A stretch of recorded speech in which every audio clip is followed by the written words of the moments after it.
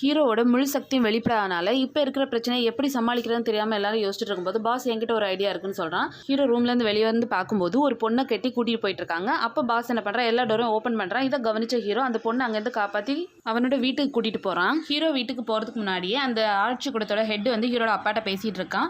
நாங்கள் ஒன்று அவனை கண்காணிச்சுக்கிட்டே அவனுக்குள்ளே இருக்க திறமையெல்லாம் வெளியில் கொண்டு வந்து அவனை மறுபடியும் ஆட்சி மையத்துக்கு ஒப்படைக்கிறதுக்காக தான் உன்னிட்ட அனுப்பணும். ஆனால் நீ அவனை உன் சொந்த பையன் நினச்சி அவனோட திறமைகள்லாம் வெளியில் வராமல் இருக்கிறதுக்கு மருந்து கொடுத்துட்டு இருக்க. ஏன் இப்படி பண்ண அப்படின்னு கேட்கவும், நீ தான் சொல்லிட்டு அவன் சொந்த பையன் மாதிரின்னு, அதுக்காக தான் அவனால் மற்றவங்களுக்கும் எந்த ஆபத்தும் வரக்கூடாது, அவனுக்கும் எந்த ஆபத்தும் வரக்கூடாதுன்னு நான் நினச்சேன். ஓ அப்படி அவனோட சக்தி வெளிப்படக்கூடாதுன்னு தானே நினச்சேன். கொஞ்ச நேரத்தில் பாரு அவனோட சக்தி எப்படி வெளிப்படுது அப்படின்னு சொல்லிட்டு இருக்கும்போது பக்கத்தில் ஒரு இடத்துல பார்ட்டி நடக்குது. அங்கே அந்த பெரிய டெண்டகல்ஸ் வந்து ஒரு பொண்ணை இழுத்துட்டு போயிடுது. சேம் டைம் ஹீரோக்குமே ஒரு மாதிரி வித்தியாசமாக ஃபீல் ஆகுது. ஸோ அவனோட சக்தி வெளிப்படக்கூடாதுன்னு அவங்க அப்பா கொடுத்த அந்த ட்ரிங்கை வந்து அவன் குடிக்கிறான். குடிச்சதுக்கு அப்புறமா தான் அவனுக்கு இன்னும் அதிகமாக இதாகி அவனோட ரெக்கை வந்து முழுசாக விரிஞ்சிருது. அதை பார்த்து யாருமே அங்கே பயப்படாமல் அவனை ஃபோட்டோ எடுத்துட்டு, நீ ஒரு அரைக்க அவனை கொலை பண்ண போகிறோம் பாரு அப்படின்னு சொல்லி அவனை பயங்கரமாக தாக்குறாங்க. அந்த டைம் கரெக்டாக ஹீரோயினோட டீம் வந்து ஹீரோக்கு மயக்க மருந்து கொடுத்து அவனை அங்கேருந்து கூட்டிகிட்டு போயிடுறாங்க.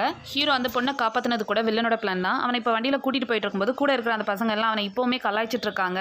இதனால ஹீரோ ரொம்ப டென்ஷன் ஆகி பயங்கரமாக ஒரு கத்தும். அதில் வண்டி மொத்தமாக உடஞ்சிரும், எல்லாருமே மயங்கிடுவாங்க. ஹீரோயின் கிட்ட நான் இப்போ போய் தான் ஆகணும், எனக்கு ஒன்றும் ஆகாது அப்படின்னு சொல்லி அங்கேருந்து பறந்து போயிடுறான். ஹீரோட சக்தியை வெளிப்படுத்தாமல் இருக்கிறதுக்காக கண்டுபிடிச்ச மருந்து அவங்க அப்பா நிறைய கேப்சூல்ஸில் அடைச்சி வச்சிருக்காரு. எதுக்காக இப்படி பண்ணுற அப்படின்னு கேட்டப்போ, ஹீரோவோட டிஎன்ஏவும் அந்த விசித்திரமான மிருகத்தோட டிஎன்ஏவும் கிட்டத்தட்ட ஒன்று போல தான் இருக்குது. ஸோ ஹீரோட சக்தியை கட்டுப்படுத்த முடியும்னா அந்த மிருகத்தோட சக்தியை இதை வச்சு கட்டுப்படுத்த முடியும் அப்படின்னு சொல்கிறான். அதுக்கு வில்லை, இதை நீ என்ன தான் கொடுத்தாலும் கொஞ்ச நேரத்துக்கு தானே அதை கட்டுப்படுத்த முடியும் அப்படின்னு சொல்லும்போது, கொஞ்ச நேரம் கட்டுப்படுத்தினா போதும், என் பையன் அதுக்குள்ள அதை அழிச்சிடுவான் அப்படின்னு சொல்கிறார். அந்த சிட்டியை இப்போ ரொம்ப ஆபத்தாக இருக்கனால அங்கே இருக்க மக்கள் எல்லாம் பாதுகாப்பான இடத்துக்கு மாற்றிட்டு இருக்காங்க. ஹீரோ அவன் அப்பாவை பார்க்கறதுக்காக வரான்.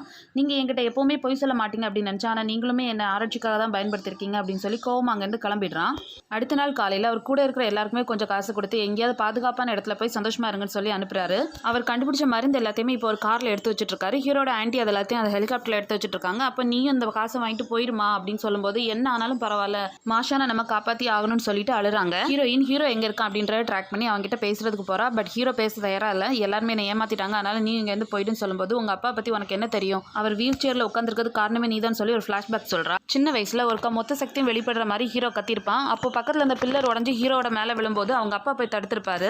இதை கேட்ட உடனே ஹீரோ அவங்க அப்பாவுக்கு கால் பண்ணி என்ன மன்னிச்சிருங்கப்பா அப்படின்னு சொல்றான். இந்த உலகத்திலே எனக்கு சொந்தம்னு இருக்கிறது நீ மட்டும்தான், எனக்கு உண்மையில எந்த கோவமும் இல்லப்பா அப்படின்னு சொல்லிட்டு ஒரு பெரிய டவர் மேலே போயிடுறாரு. அங்கே அந்த டெண்டகல்ஸ் இவரை முழுங்குறதுக்காக வரும்போது அவங்க ஆண்டியும் சின்ன ஹெலிகாப்டரில் அவருக்கு ஹெல்ப் பண்ணுறதுக்காக வந்திருப்பாங்க. அவங்க ரெண்டு பேருமே அந்த மருந்தோட அந்த டெண்டகல்ஸ்க்கு உள்ளே போய் அட்டாக் பண்ணும்போது அது கொஞ்ச நேரத்துக்கு மொத்தமாக உறைஞ்சு போயிடுது. இந்த விஷயம் ஹீரோக்கு தெரிஞ்சு அவன் ரொம்பவே எமோஷன் ஆகி அந்த கிரியேச்சர் அழிச்சே ஆகணும் அப்படின்னு சொல்லிட்டு ஹீரோ கிளம்பி போகிறான். அவங்க சிட்டிக்குள்ளே போனதுமே அந்த ராட்சச பறவைகள் அவங்களை மொத்தமாக அட்டாக் பண்ணுது. அந்த காரையே வந்து மறைச்சு தள்ளுது. ஹீரோ வந்து கொஞ்சம் கூட யோசிக்காம அவனோட ரெக்கையை விரிச்சு ஹீரோயினை காப்பாற்றிடுறான். இதுக்கப்புறம் என்ன நடந்துன்னு தெரிஞ்சுக்க சேனலை மறக்காம சப்ஸ்கிரைப் பண்ணுங்க.